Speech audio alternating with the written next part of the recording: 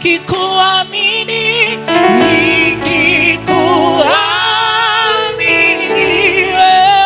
Yesu, nikikusubiri Bwana, unipe majibu kwa majira yako, kwa majira yako. Weni Yesu mwamini, ipo mkamili, ipo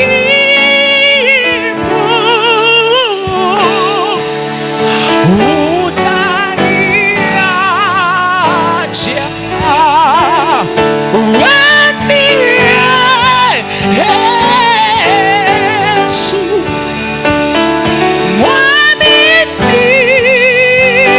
mwaminifu, mkamili, ipo Yesu, utaniacha. Weni Yesu rada baladi amande, mkamilifu ni wewe Bwana, mwaminifu ni wewe, utaniacha. Nimekutana na wewe Yesu, nimekuona Eloi ukitenda.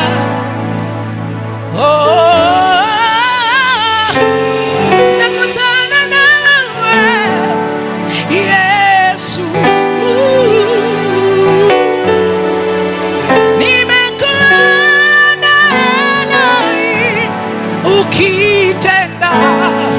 Bwana wangu wewe, nimekutana na wewe Yesu, mfalme wa wafalme, nimekuona Eloi ukitenda.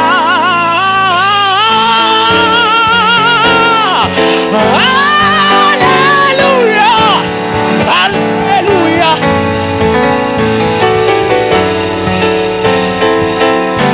haleluya.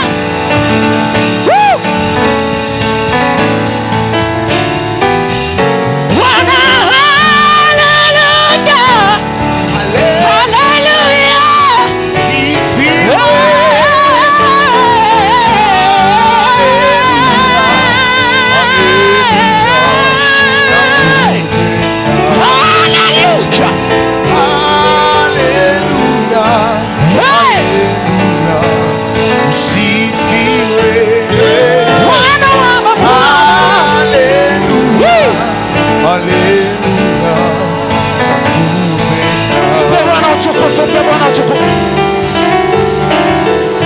Yote ni vyako, heshima na mamlaka vyote ni vyako. Tunapotea, wewe uchukue nafasi. Tunarudi nyuma, wewe uchukue nafasi. Tunashuka chini, wewe uinuliwe. Tunapotea, we disappear, na wewe uappear, kwa sababu wewe ni Mungu. Hatulinganishwi na wewe, wala tuna nafasi. Ulipo na nafasi, chukua nafasi. Wewe peke yako, utukufu ni wako, heshima ni wako, heshima ni zako, vyeo ni vyako, kila kitu ni chako. Mpe Bwana utukufu. All the glory belongs to you, Lord. Utukufu ni wako, utukufu ni wako, utukufu ni wako. Tunashuka chini, tunanyenyekea, tunanyenyekea Bwana, utukufu ni wako. Haleluya, haleluya, usifiwe. Haleluya. haleluya. Bwana nakupenda, haleluya, haleluya, usifiwe, haleluya, haleluya, nakupenda,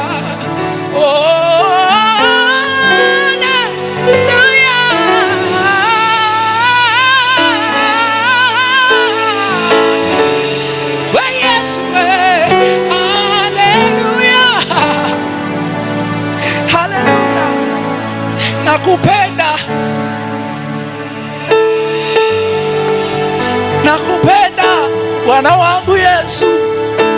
Oh, oh, sherekilia bahati usafania. Ninajua Mungu alikotutoa si hivi tulivyo sasa. Ninajua hatua ambazo Mungu ametupigisha. Hata kama sisi tunaona kwa udogo, yeye ametupeleka sana. Kuna watu ambao hata Kristo hawamjui. Hii hatua ya kuipata neema na kumkutana na Mungu kwa namna hii. Asante Yesu, asante. Hata maneno yako hayatoshi, hata sijui nipe nini, sijui nikupe nini Bwana, ila asante, asante. Thank you Holy Spirit. Baba, ninakushukuru kwa uaminifu wako. Baba, ninakushukuru kwa sababu uko mahali hapa. Wewe ni bosi wangu, wewe ni rafiki yangu, wewe ni rafiki yangu Baba. Ninajua uko hapa na uko hapa kwa ajili ya kutuhudumia.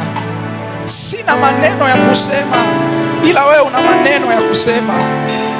Sina nguvu ya kufanya, ila wewe una nguvu Bwana. Najivunia kwa sababu wewe unaweza kufanya kila jambo, unaweza kubadili kila jambo.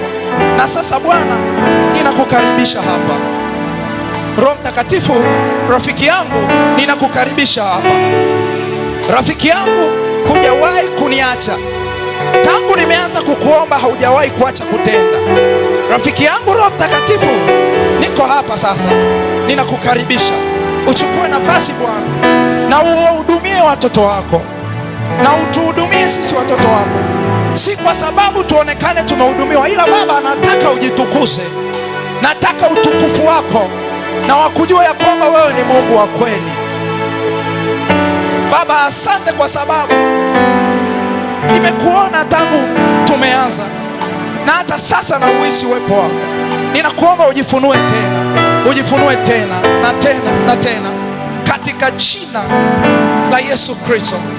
Kila mmoja apige kelele nyingi, ampigie kelele nyingi Kristo, ampigie kelele nyingi huyu rafiki yetu. Rafiki yetu yuko hapa. Our friend is here, our friend is here. Unaweza kumshangilia. Anapenda kushangiliwa, anapenda kufurahiwa, anapenda kupewa utukufu, anapewa kupewa haki yake, anapenda kupewa chakula chake. Mpe utukufu huyu rafiki yetu. Yuko hapa, yuko hapa, yuko hapa, yuko hapa rafiki yetu. Yes, alabahatelia. Asante Roho Mtakatifu. Rafiki yetu yuko hapa. Rafiki yetu yuko hapa. Rafiki yetu yuko hapa. Wewe unataka au utaki, rafiki yetu yuko hapa. Nilipokuwa nikijifunza kutembea na Roho Mtakatifu, nilijifunza kuwa na intimacy naye. Sio mahusiano, ila nilijifunza kuwa na ushirika na yeye. Kushirikiana naye katika kila eneo na katika kila jambo. Waliopo karibu na mimi watagundua chochote nilichokuwa nikikifanya huwa namaliza kusema neno hili: karibu Roho Mtakatifu, ushiriki pamoja nami. Na nikagundua kwamba Roho Mtakatifu ni kama mpenzi kwangu. Na nikagundua kwamba mpenzi wakati wote ana wivu sana na mimi. Roho Mtakatifu ana wivu sana na mimi. Na si akaniambukiza hata mimi kuwa na wivu na yeye. Kuna wakati nikiona mambo makubwa yametendeka, namuuliza rafiki yangu, mbona, au mimi na wewe, mbona yale yanatendeka alafu kwangu mimi sioni kama ukiyafanya? Nasikia wivu, kwa sababu alinifundisha kuwa na ushirika na yeye. Kuna wakati nikiwa natembea, namwambia Roho Mtakatifu, karibu utembee na mimi. Roho Mtakatifu, ninalala, nataka kulala na wewe. Roho Mtakatifu, karibu ushiriki chakula hiki pamoja nami. Roho Mtakatifu, ninakwenda kufanya jambo fulani, naomba Roho Mtakatifu karibu nami.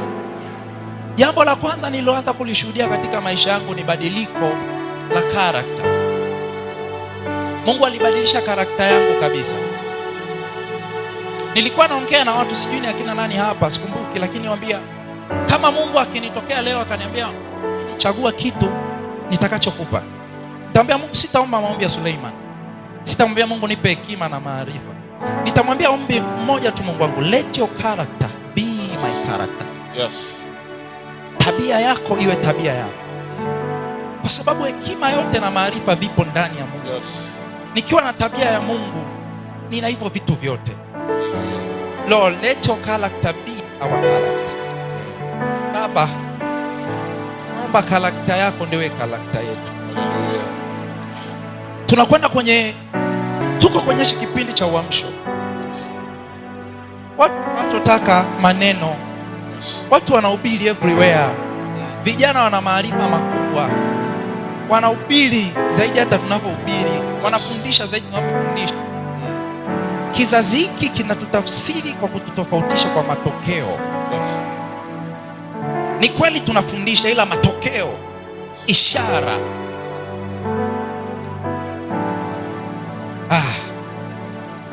Jambo la pili, wakati wote ninapokuwa kwenye huduma ama napomkaribisha Roho Mtakatifu, sasa ninamuhisi kipekee, ninahisi personality yake, ninahisi kabisa kuna mtu ambaye amesimama pembeni yangu na and I sense now ni Roho Mtakatifu. Ndio maana nakwambia rafiki yetu yuko hapa. He is our friend. It's not our enemy. Sio adui yetu. Yes. Mtu ambaye atatufokea na kutuonya. He is a friend. He is a friend. Na rafiki yetu yuko hapa. Hebu jaribu kumpigia tena makofi na kumshangilia, kwa sababu yuko hapa, anapenda kushangiliwa. Hallelujah. Chukua nafasi ukae. Pastor Isaac, nina muda gani? Naomba niende kwa muda sana leo.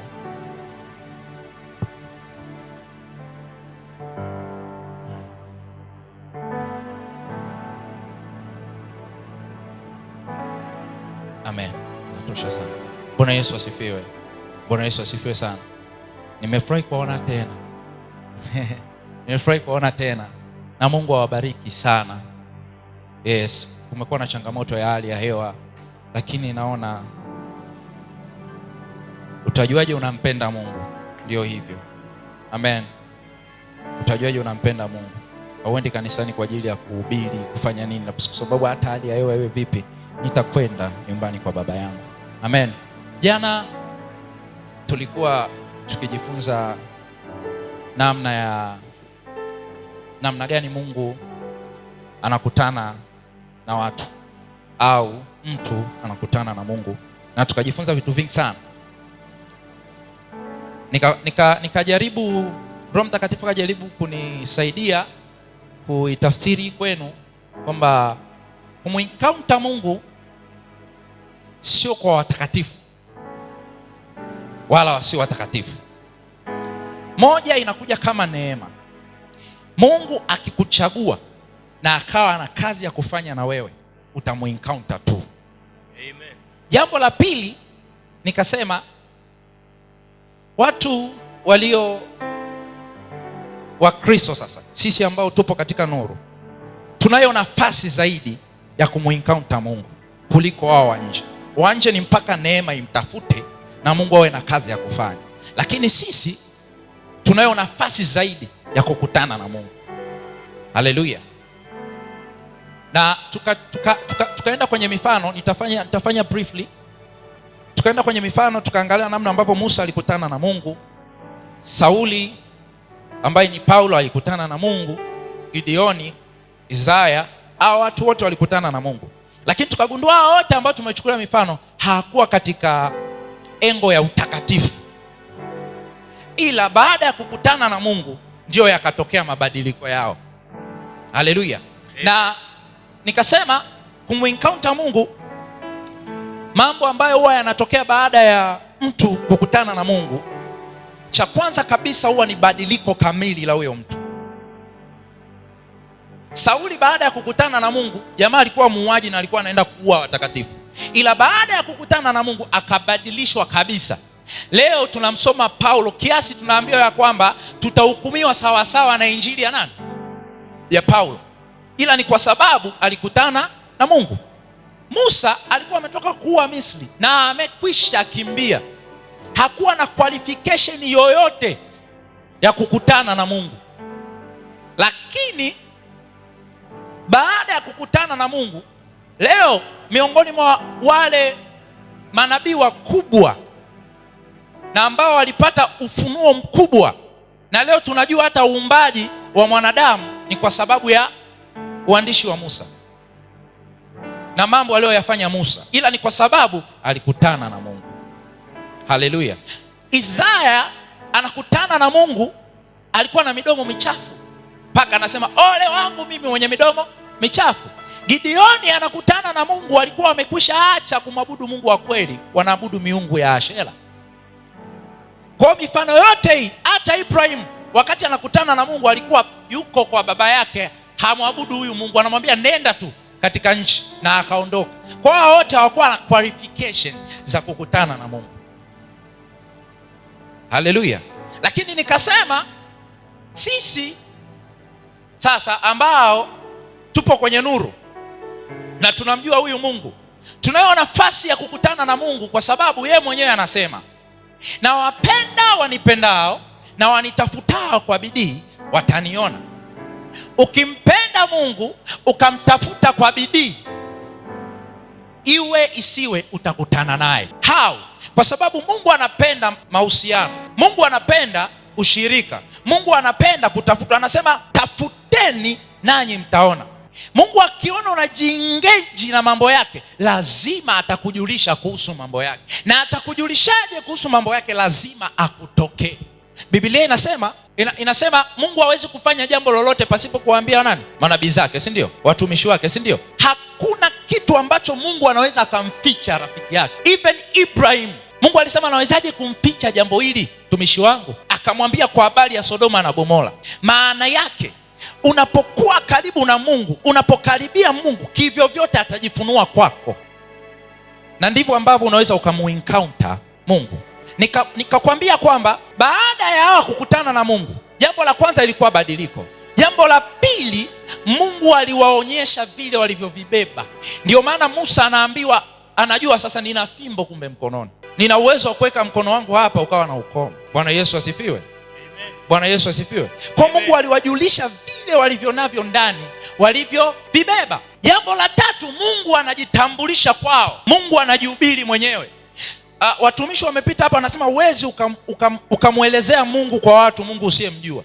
Na hauwezi ukamjua Mungu kama hajajionyesha kwako. Utamjuaje kama hajajionyesha? Mimi siwezi nikamjua Jacob kama hajaniambia mambo yake. Siwezi nikamjua Joe kama hajaniambia mambo yake. Maana Mungu anaponiambia mambo yake ninamjua zaidi, na nina uwezo wa kumwelezea kwa wengine kwa vile alivyojifunua kwangu. Kwa kitu ambacho alikuwa anakifanya Mungu ni kujielezea, kuambia wengine mimi ni Mungu wa baba yako Ibrahimu, Isaka na Yakobo. Angalia jinsi nilivyomtendea Ibrahimu, unakumbuka? Jinsi nilivyomtokea Isaka, unakumbuka? Nilivyomtendea Yakobo, vivyo hivyo ndio mimi hapa nimefika na ninakutendea vile vile. Lakini hata Sauli alipokutana na Yesu, ambaye Sauli, mbona waniuzi? Afanza wewe na mimi Yesu unayeniuzi. Bwana Yesu asifiwe. Mungu anapokutana na Gideoni anamwambia mimi ni Mungu wa baba zenu Ibrahimu, Isaka na Yakobo. Lazima ajitambulishe. Utakubaliana na mimi kwa wale ambao wamewahi kukutana na heavenly encounter, ukikutana na malaika atakwambia usiogope, alafu atajitambulisha. Mariam, wakati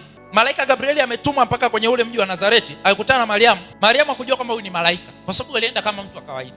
Na alipofika pale, kwa nini Mariam aligundua kwamba huyu ni malaika? Alijitambulisha. Kwanza alimsalimia, salamu Maria, umejaa nini? Neema, si ndio? Maria akashtuka, salamu hii ni ya namna gani? Afu akajitambulisha, mimi ni Gabriel. Lazima Mungu ajitambulishe kwako. Haleluya. Amen. Lakini kingine nikasema Mungu lazima akuonyeshe kile ambacho unakwenda kukifanya, au akujulishe kuhusu assignment unayoenda kuifanya.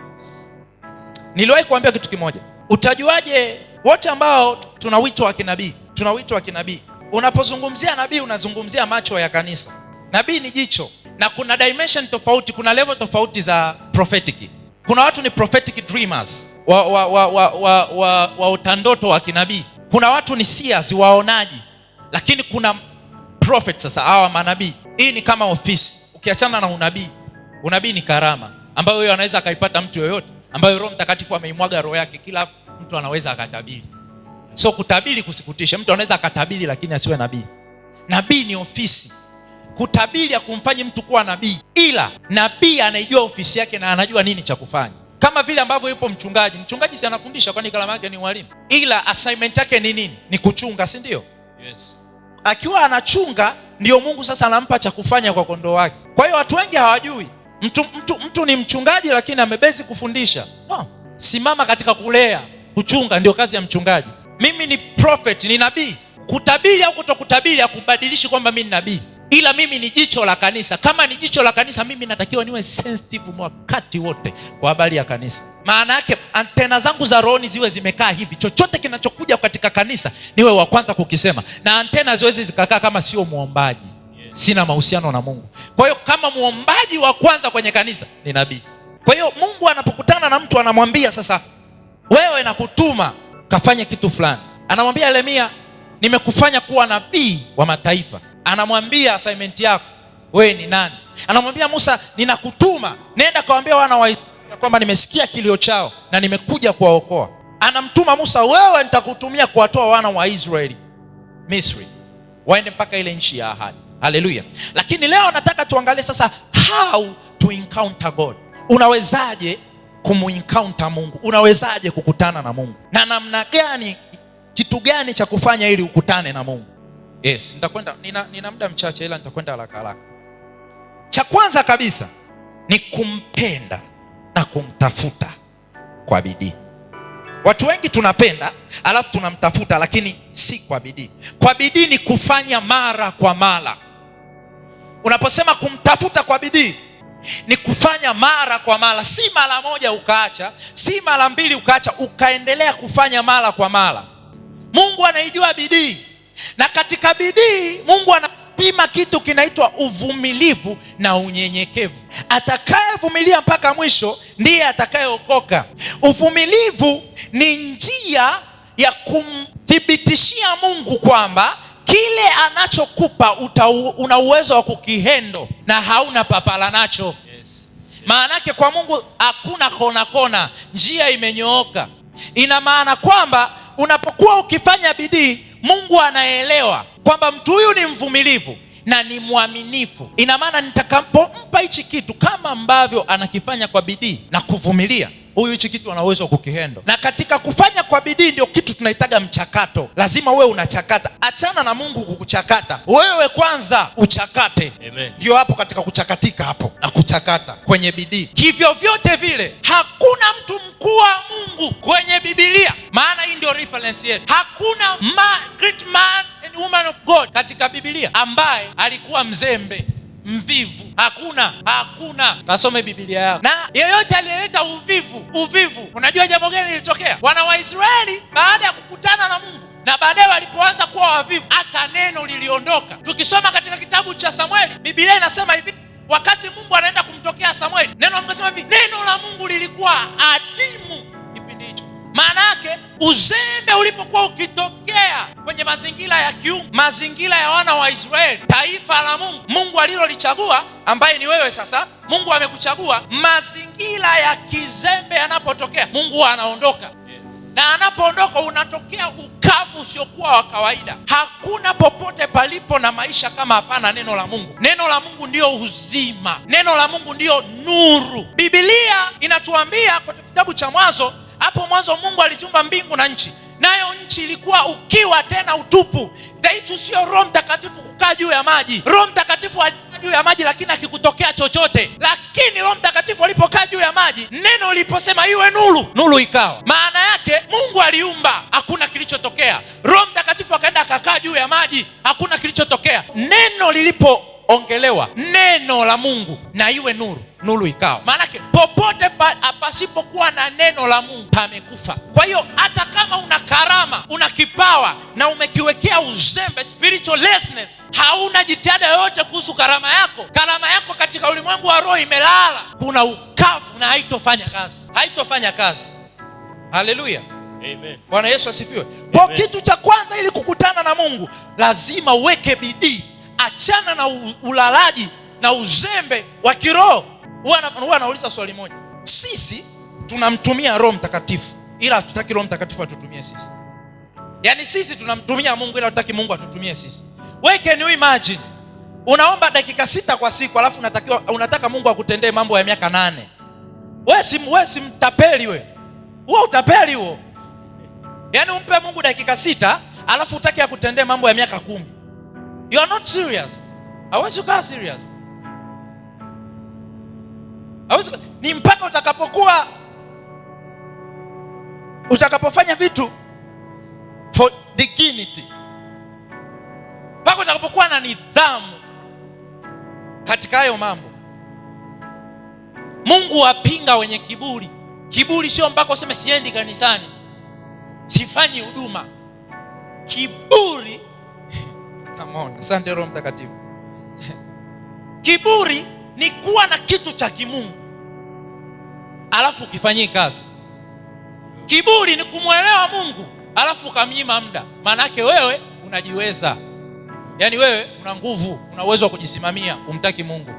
Ndio maana mambo yako utachukua kwa siku saa 23 au 23 na nusu, alafu nusu saa ndio ukampa Mungu. Maana yake unajiweza.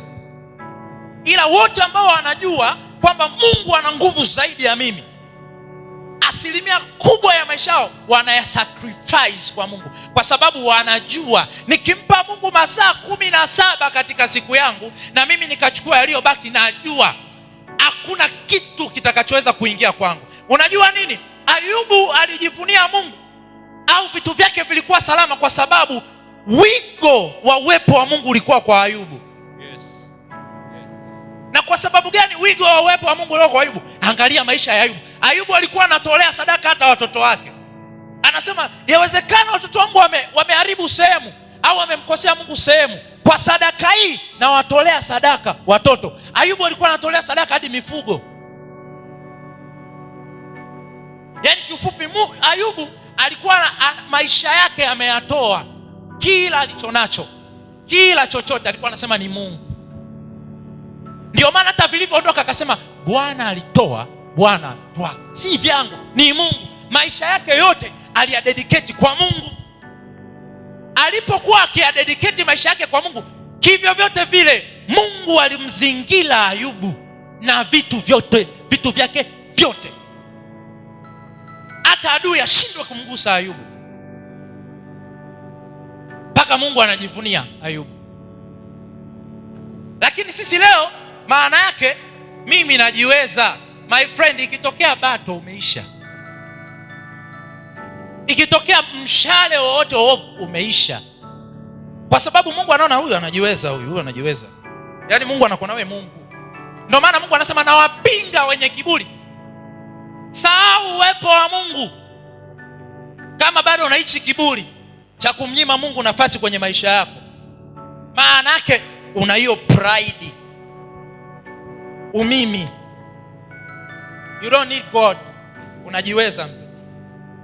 Haleluya. Kwa hiyo ili ukutane na Mungu unatakiwa kujikana, kumpenda ni kufanya mapenzi yote yanayomhusu yeye, kuyatenda yote anayoyataka yeye. Mimi siwezi listen my friend, mimi siwezi nikaenda kwa mpenzi wangu afu nikamwambia nampenda wala sijishughulishi na mambo yake. Wanandoa si wapo? Mimi sio mwanandoa bwana. Wanandoa si wapo jamani? Kweli utasema Safaraja Mrs. Faraja, unaweza kusema baba ananipenda kama ajishughulishe kabisa na kuhusu wewe. Yaani akifika mambo yake papa ameingia chumbani, mke wangu naenda kazini. Sema hivi, baba nimeolewa na mtu au mzigo? Unaanza kwenda kubadilisha prayer point kwa Mungu, Mungu nilikosea. Bwana Yesu asifiwe. Maana yake kumpenda Mungu ni kuyatenda yote yanayohusiana na Mungu. Kivyo vyote, sikiliza, Mungu akimpenda mtu, alimwambia Musa, sikiliza, Musa alidedicate maisha yake kwa Mungu. Sawa? Tunasoma kwamba Musa alienda mlimani karibu siku 40, akaongeza nyingine 80. Maana yake mtu maisha yake ni Mungu. Unajua Mungu aliongea nini? Utafika huko. Kuna wakati wana wa Israeli walizingua, Mungu anasema hivi, nitafuta kizazi chote, alafu Musa wewe ndo nitakufanya taifa kubwa. Musa ndo kabidi ailie kwa Mungu. Kuna wakati Mungu akasema hivi, wengine wote nitasema nao kwa ndoto, ila kwa Musa nitasema naye uso kwa uso. Yaani Mungu ukimpenda atoboi, atafanya tu unachokitaka, atakutokea tu.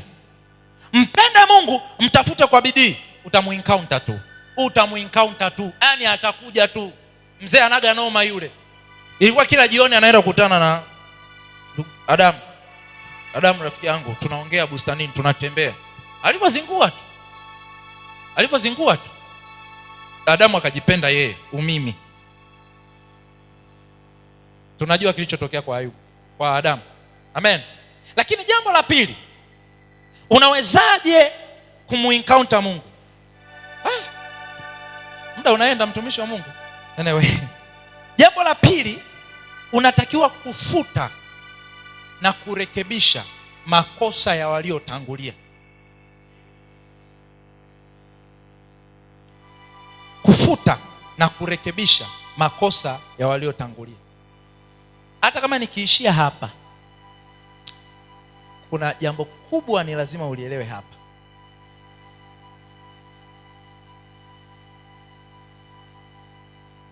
Nitakwambia kitu kimoja.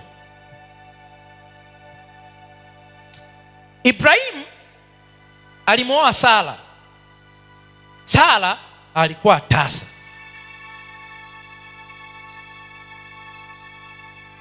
Akamzaa Isaka. Rebeka akawa tasa. Akamzaa Yakobo. Raheli akawa tasa. Hii imekaaje? Mungu huwa atoki nje na maarifa yake. Neno Mungu nasema hivi, imani chanzo chake ni kusikia, na kusikia huja kwa la Kristo. Neno ndio linalotengeneza imani ya mtu. Na kwa sababu hii imani, huwezi ukawa na imani kama hauna maarifa. Ngoja nikwambie, kitu ambacho kinatengeneza imani ni maarifa. Nitawaambia kitu kimoja. Ili Mungu wana wa Israeli wamjengee imani, aliwakumbusha yale aliyotenda kwa Ibrahimu, Isaka na Yakobo. Aliwapa maarifa ya Ibrahimu, Isaka na Yakobo, ili kwamba haya maarifa wakishayapata hawakuwahi kusikia. Maarifa ni ile habari au ile elimu unayoipata ambayo itakufungua akili.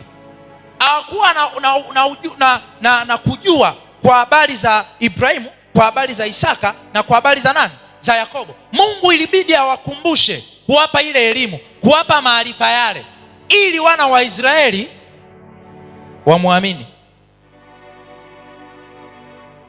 Anapoanza kutenda, wasiwe na mashaka naye.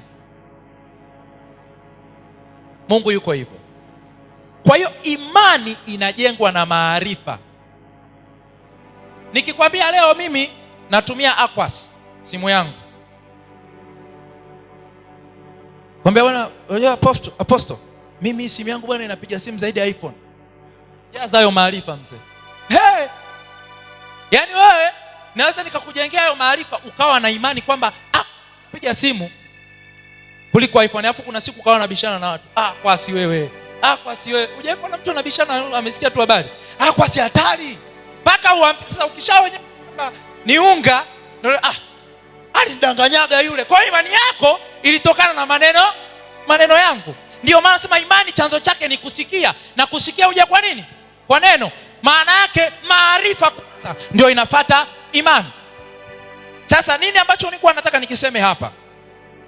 Nilipokuwa nazungumzia kuhusu Ibrahim, Isaka na Yakobo, Huenda Isaka asingepitia hili jambo kama angekuwa na maarifa kwamba kwa baba ilikuwa hivi, na Yakobo asingepitia yale mazungezonge kama angejua kwamba kwa Isaka ilikuwa hivi. Ni diri na hiki vitu ambavyo viko spiritual, yani huwezi ukavi manipulate, yani vikogo hivyo. Sasa anaposema kufuta na kurekebisha makosa ya awali, nataka niwarudishe Eden. Mwanadamu alipofanya dhambi, tumejifunza asubuhi kuhusiana na internal life kwa kupitia Apostle Ben. Mwanadamu alipotenda dhambi alipoteza kitu kinaitwa maisha ya umilele, si ndio? Si tunakubaliana? Maisha ya nini? Ya umilele. Na pale bustanini kulikuwa kuna mti wa uzima na mti wa ujuzi wa mema na mabaya. Katika maisha ya umilele kuna maeneo haya mawili: mauti ya milele na uzima wa milele. Hayo yote ni maisha ya umilele, lakini yapo katika maeneo mawili. Sasa Mungu yupo kwenye umilele, yupo kwenye eternity, yupo kwenye nini? Umilele. Ndio maana baada ya mwanadamu kutenda dhambi akapoteza ule unini?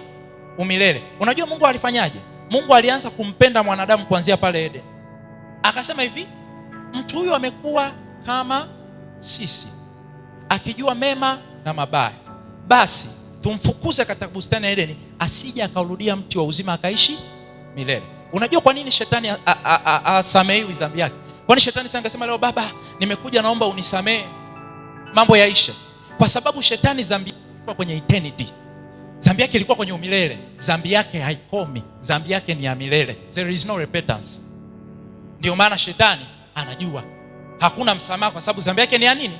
Umilele, niishi milele. Sasa mwanadamu baada ya kutenda dhambi, Mungu alimfukuza bustani Edeni kwa sababu angerudi akaula mti wa uzima, angeishi katika dhambi ya umilele. Ungekuwa kuna kitu kinaitwa repentance. Kwa upendo wa kwanza ni kumwondoa mwanadamu asiishi kwenye mauti ya milele, akienda kula uzima wa milele, akienda kula mti wa uzima. Maana ataishi kwenye dhambi ya milele na hakuna msamaha. Utakubaliana na mimi, Biblia inasema baada ya kifo ni hukumu. Maana yake ukisha kufa unatoka kwenye kitu kinaitwa timeline.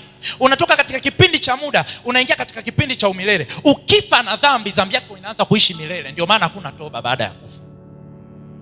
Sijui unanielewa? Umenielewa? Sasa jambo ambalo Kristo alikuja cha kwanza, ili Kristo afanye baada ya mwanadamu kutenda dhambi, Mungu alikuwa hakutani tena na wanadamu.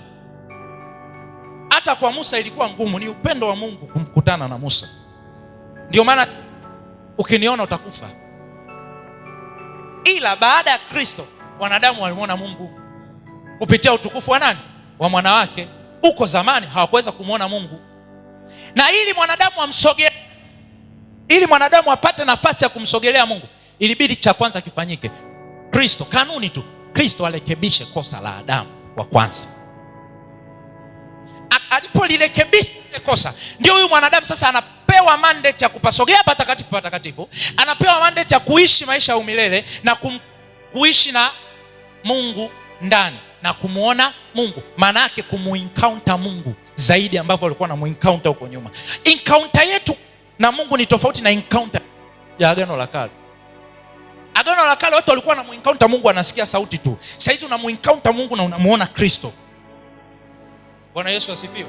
Hiyo ndio tofauti yetu. Maana yake ili sisi tunamuencounter Mungu, maana yake sio kumuencounter Mungu tukiwa yani mpaka majira fulani, nyakati fulani Mungu, neno la Bwana likamjia Yeremia kusema wakati fulani Mungu kumtokea Isaya. No. Yaani sio Mungu akutokee, unamtafuta. Ndio hichi kipindi chetu. Hiyo yote imetokea wapi? Baada ya Kristo kurekebisha kosa la nani? La Adamu. Kwa hiyo haya mambo ya mababu na mababu na mabibi na mabibi, unapookoka ni imani ya kwanza. Imani ziko mbili. Hii eneo lipana kidogo. Imani ziko za aina mbili. Kuna imani ambayo inakuokoa, ambayo imani ni kumkiri tu Yesu kuwa Bwana na Mwokozi wa maisha yako na kuamini. Yaani kuamini tu kwamba Mungu alimfufua kutoka kwa wafu. Yaani ukishaamini tu kwamba Mungu Yesu yupo, na muamini kwamba Yesu yupo na Mungu alimfufua kutoka kwa wafu, tayari umeshapata nini? Wokovu. Lakini kuna hatua ya pili, hiyo ndio inaitwa imani, ambayo hii imani ipo kama imani karama, ambayo hii imani ndio tunasema ni kuwa na hakika ya mambo yatarajiwayo, ni bayana ya mambo yasiyoonekana, ambayo hii imani sasa ndio unaipata kwa maarifa. Unapoipata kwa maarifa, hii imani ndio unayoitumia kunyenyua wagonjwa. Hii imani ndio unayoitumia perform ama kuonyesha nguvu za Mungu. Ndio hii sasa nayoizungumzia imani. Unanielewa vizuri? Sasa nini ninachotaka kukisema? Unapookoka tayari unakuwa umepata ile eternal life. Baada ya kupata ile, maana yake umepata access ya kuingia katika eneo la nuru. Umetoka eneo la giza, umeingia eneo la nuru. Niliwaambia jana kwamba katika ulimwengu wa roho ni giza, nuru yako ndio inayotafsiri. Maana yake ukiwa na nuru, kama alivyokuwa anasema apostle, ukiwa na nuru, nuru yako ndio inaonyesha giza, yani umbali wa namna wa kufukuza giza. Sasa umeingia katika eneo la nuru, ndio sasa hiyo nuru inakupa maarifa ya kuelewa ni eneo gani kwenye maisha yako la kulishughulikia. So unampokea Kristo, unaingia katika nuru, na Kristo sasa anaangaza maisha yako kwamba mwanangu, you have authority now, you have a keys now. Ayaanza kufungua maisha yako kwenye eneo hili. Sasa ndio ataanza kukwambia habari hata za mababu wa nyuma, uanze kushughulika na mambo ya kiukoo. Kuna watu hamwezi mkamuencounter Mungu kwa sababu shetani ana hati ya mashtaka na ana uhalali juu ya familia. Kuna watu hawajawahi kumexperience Mungu kwa sababu tu ya laana za mababa na mababu. Ngoja tusome neno la Mungu, utanielewa. Naomba tuende kwenye kitabu cha Samueli wa kwanza sura ya 2 30 na 33.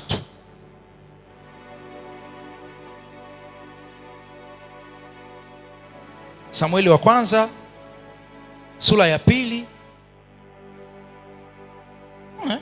Ndio nakimbia. Sura ya 2, kama umepata mstari 31 na 33.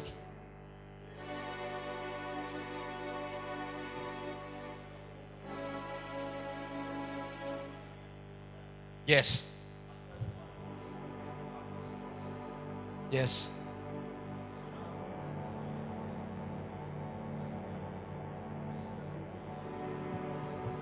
Yes.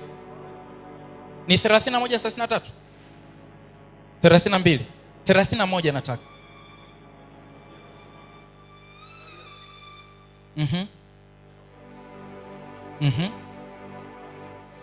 Mbali ya baba yako, hata kwako mzee. Okay. Nataka tuliangalie hili neno. Nitakapokata mkono wako na mkono wa mbali ya baba yako. Mbali manake kabila, jamii. Manake Mungu anazungumza nini? Siku zinakuja alielewa kwamba hii mbali ya baba yako ndio inayoleta changamoto kwenye hii kitu. Kwa atakachoanza kukifanya, ataanza kukata mkono wake, tatizo lake, alafu atakata tatizo la baba yake.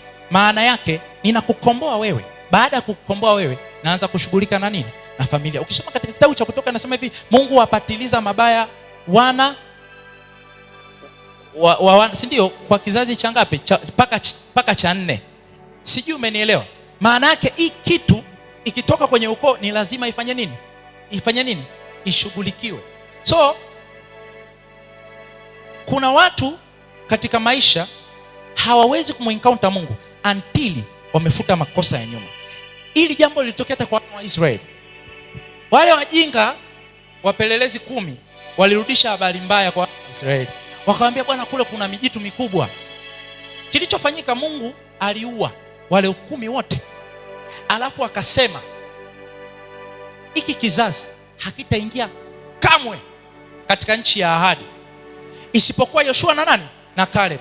My friend, kile kizazi cha pili kilichozaliwa kilihangaika, kilizunguka wale mpaka wale wazee wote wafu. ndio wao wengine waingie Misri. Maana cha pili kiliteseka, kilipitia mateso kwa sababu ya ujinga wa nani? Wa baba zao. Kwa maana yake ili umkutane na Mungu, you have to know, need to understand ni wapi katika jamii yangu panapo nikosesha. Nitakupa ushuhuda. Mimi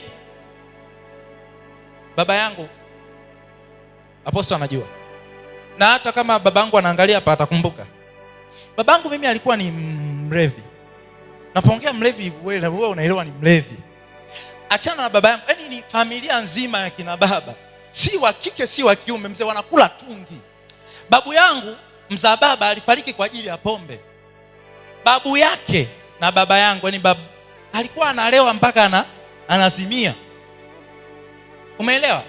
So mimi I'm fighting, tunapambana zaidi ya miaka 20 mzee apate wokovu.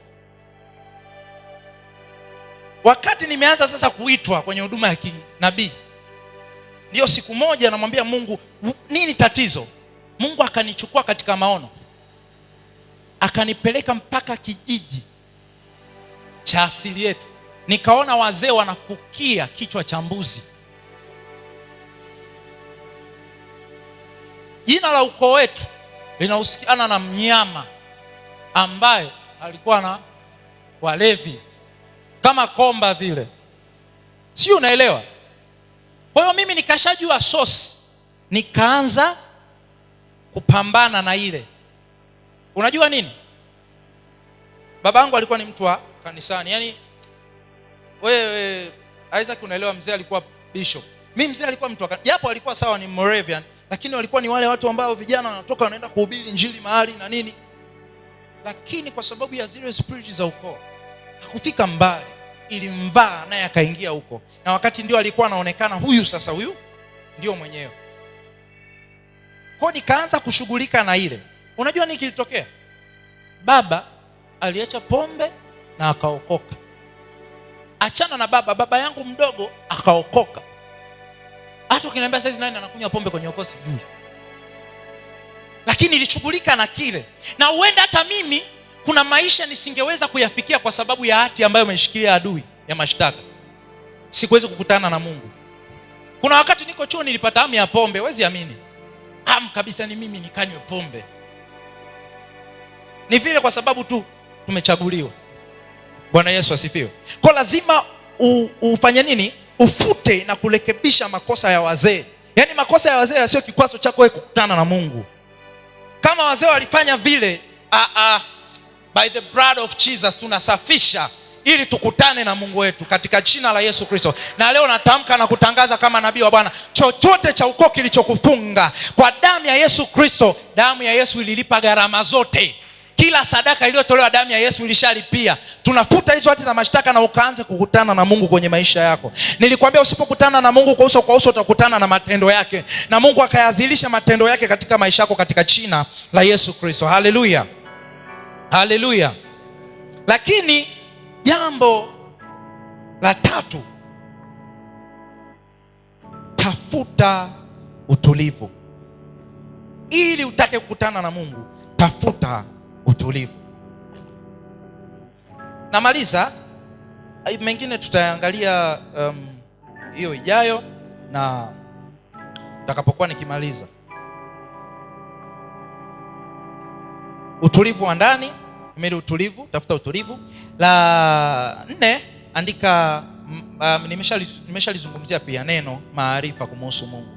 Kwenye maarifa hapo unaweza kaandika kitabu cha Hosea sura ya 4 mstari wa 6 na Wafilipi sura ya 1 mstari wa 9.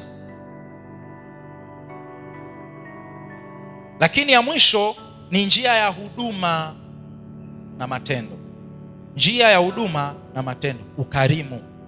Ukisoma katika kitabu cha Waebrania 13 na 12 inasema usiache kuwakarimu wageni, kwa sababu kwa namna hiyo watu waliwakarimu malaika. Watu walimuencounter Mungu kwa ukarimu wao tu. Ibrahimu alikutana na Mungu baada ya kuwakarimu wale wageni na akajua habari za Sodoma na Gomora. Samson alizaliwa kwa sababu mke wa Manoa alimkarimu yule malaika.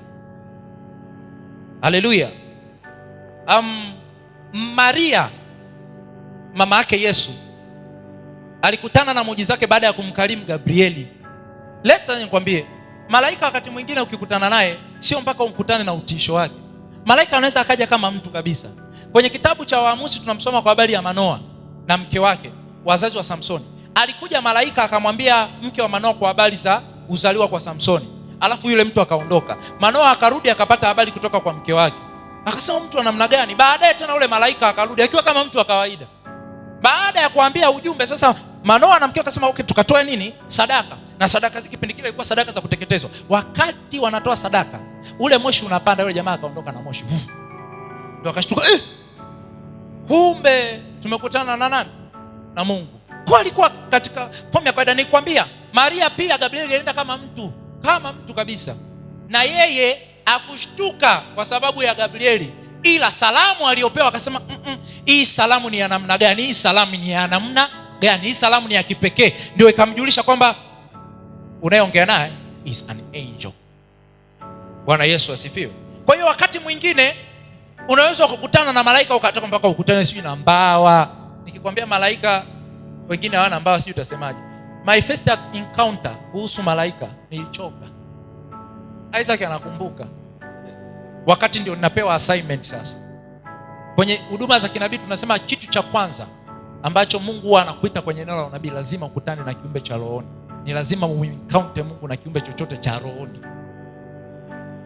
Na nabii yoyote anajua assignment aliyoitiwa na eneo aliyoitiwa. Huwezi kumkuta nabii ambaye hajui alichoitiwa. Yaani nabii anajua assignment aliyoitiwa. Anaijua exactly kwamba mimi nimeitiwa hapa na assignment yangu ni hii. Wakati mimi napewa, nilikutana na malaika wanatisha. Hawana hata mbawa na hauwezi ukawatazama hata kwa uso. Ndio wamekuja sasa. Walikuwa 4. Unakumbuka ile moment? Na huo ujumbe alianza kupewa babangu wa kiroho. Babangu wa kiroho mchana amekuja kanisani. Ananitafuta, ananiambia, "Beni, hebu fanya usafi huko kwa sababu nimepewa ujumbe huko nyumbani kwamba leo kuna ugeni." Malaika atakutemea wewe mzee kichawi. Malaika nitembele mimi? Wewe mzee huyu. Mzee vipi? Afu mzee that day wakati ameomba akalala akakoroma vibaya, usije kuona mzee amelala akakoroma. Afu ananiambia fanya afu ndo. Mimi nimefanya, niko sasa natarajia kutana na malaika. Walikuja muda ambao hata sijajiandaa. Yaani hata sijatarajia kwamba wanakuja. Ndio wakaapia kwangu na wakanipa ramani. Naikumbuka mpaka leo ile ramani. Unakumbuka siku ile niliamka nikaichola vizuri. Ndio baba, nimepewa hii. Nikapewa ramani. Alafu unadhani hata wanaongea. Hawaongei, wewe unajua. Spirit yaani ukishaingia kwenye ulimwengu wa roho unajua. Kuna wakati mmoja nilipelekwa kwenye mlima wa Mungu. Nikamkuta Petro, Yohana na Yakobo. Nikawaona walikuwa wanafanana. Mpaka mavazi wanafanana. Spirit ndio ilikuwa inanitambua kujua kwamba huyu ni Yohana, huyu ni Petro, huyu ni Yakobo. Wakati ndio napewa hiyo anoint ya wings inayohusiana na Gethsemane. Bwana Yesu asifiwe. Kwa wakati mwingine usidharau kuwa mkalimu, kwa sababu ukalimu huo unaweza kukufanya ukamkutana na Mungu. Haleluya. Lakini sio kila ukalimu wa kuufanya. Uwe na maelekezo. Sio unapita kwa omba anakuomba, anachukua, unampa kitu na anasepa na utajiri wako. Uwe na maelekezo. Ndio maana macho ya ndani ya roho ni jambo la muhimu sana kwa muamini. Bwana Yesu asifiwe. Sasa nataka nizungumzie hii utulivu wa ndani, alafu nimalize. Si sawa? Unaniruhusu mtumishi wa Mungu nimalize? Dakika 5. Dakika 5. Naomba niwe mwaminifu. Naomba tusome haraka ambaye anaweza kunisomea haraka kitabu cha Wafalme wa kwanza 19, sura ya 19, 11 mpaka 13. Wafalme wa kwanza sura ya 19. Na dakika 5 jamani. Naomba ikifika hiyo dakika 15 nifanye hata kama sijamaliza. Mstari wa 11 mpaka 13.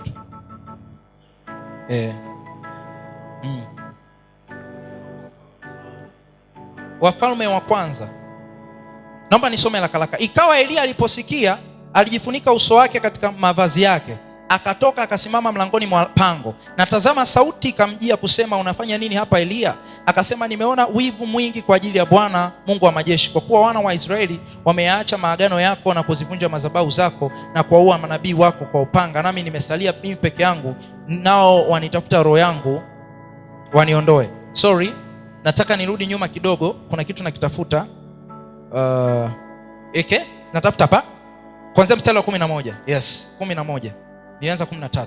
Akasema, toka usimame mlimani mbele za Bwana, na tazama Bwana akapita, upepo mwingi wa nguvu ukaipasua milima, ukaivunjavunja miamba mbele za Bwana, lakini Bwana hakuwamo katika upepo ule. Na baada ya upepo tetemeko la nchi, lakini Bwana hakuwamo katika ile tetemeko la nchi. Na baada ya tetemeko la nchi kukawa na moto, lakini Bwana hakuwamo katika moto ule. Na baada ya moto sauti ndogo ya utulivu. Ikawa Elia aliposikia, alijifunika uso wake katika mavazi yake, akatoka akasimama mlangoni pa pango, na tazama sauti ikamjia kusema, unafanya nini hapa Elia? Nimezungumza utulivu. Mungu ni Mungu wa utulivu. Ngoja nikwambie, hata Mungu alipokuwa anasema iwe nuru, hakukuwa na zoruba, wala hakukuwa na maupepo, hata upepo wenyewe ulikuwa hujaumbwa. Katika utulivu, katika eneo ambalo Mungu anaongea, si katika kelele. Ndio maana wakati mwingine unapoomba wanakwambia pata muda wa utulivu. Alafu hakuna mtu aliwahi kusikia kwenye kelele. Hakuna mtu aliwahi kusikia kwenye kelele. Hata mkiwa darasani huwezi kumsikia mwalimu kama kuna kelele. Hiyo ni principle ya roho. Mungu hawezi akaongea mahali penye kelele, penye vurugu. Ndio maana anakuambia kama kuna vurugu ndani ya moyo, kama ndani ya moyo kumechafukwa, sahau kumsikia Mungu. Mpaka utulivu utakapokuja, utakapokuwa na calmness ndani, ndipo Mungu ataanza kuongea, na ndipo utaanza kukutana na Mungu. Kwa sababu Mungu si wa vurugu. Maana yake vurugu zinapokuja zinasimama sawa na Mungu. Mungu ni mwenye wivu, hapendi utukufu wake ashare na mwingine. Wewe unataka vurugu zako zishare na Mungu? Sikiliza, panapokuwa na vurugu, Mungu anapotoka, manake Mungu aanza kupiga kelele kukuita wewe. Manake vurugu ni kubwa kuliko Mungu, na Mungu sio Mungu wa namna hiyo. Mungu anataka vurugu ishuke, kila kitu kishuke, yeye ndio aongee. Ni kanuni yake, ni Mungu. Bwana Yesu asifiwe. So hakikisha kwenye maisha yako kila vurugu unaisolve. Even ni changamoto, make sure unaishinda hiyo changamoto yako, inakupa utulivu. Ndio Mungu anaongea. Mungu alinifundisha kitu kimoja, siku ukamlaumu Mungu, maombi yako hayajibiwi. Hakuna maombi ya kulalamika yaliyowahi kujibiwa. Akaniambia, kwani Hana alifanyaje alipokuwa anamuomba Samueli? Hakulalamika. Aliugua, akaomba kutoka ndani. Alimimina moyo, hakulalamika. Wakati wote wale wanafunzi wa Yesu wapo na Yesu amelala, wanalalamika, mawimbi yanatupiga, nini na nini, yanalalamika tu. Yesu alipoinuka akauliza, imani yenu iko wapi? Kwa nini nalalamika? Na Mungu hakufanya kutuliza upepo wala zoruba yalipokuwa yakilalamika. Unapopata zoruba, unapopata changamoto, usisahau kwamba Kristo yuko ndani ya chombo chako. Wewe ulichokifanya ulipo mjinga, umemlaza. Changamoto inapokuja muamshe, mwambie Baba, kuna changamoto hii hapa, afu yeye aanze kusolve hiyo changamoto. Ila umefanya nini? Umemlaza. Kwa hiyo Mungu akanifundisha, ukiwa unalalamika maombi yako hayajibiwi, kwa sababu unamaanisha wewe una akili sana kumzidi Mungu. Yaani wewe unajua sana kumzidi Mungu. Yaani Mungu amekosea. Yaani unapomlalamikia Mungu, maana yake Mungu umekosea, alafu Mungu ni perfect. Muda wewe Mungu yupo kwenye perfection, hajawahi kukosea. Kila atendalo ni jema. Kwa hiyo unaposema Mungu, maana yake unamuaccuse.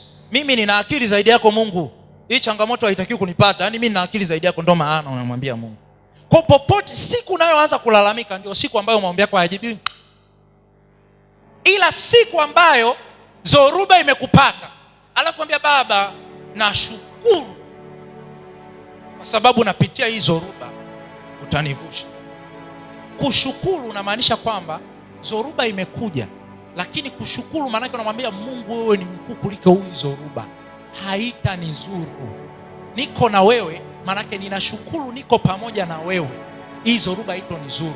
Maana yake unamfanya Mungu kuwa mkubwa kwa zoruba. Jifunze kushukuru hata kwenye matatizo. Ayubu alisema hivi, Bwana ametoa, Bwana ametoa, jina lake libarikiwe. Ile kauli ndio ilomfanya Ayubu apate double portion baada ya yote kupita.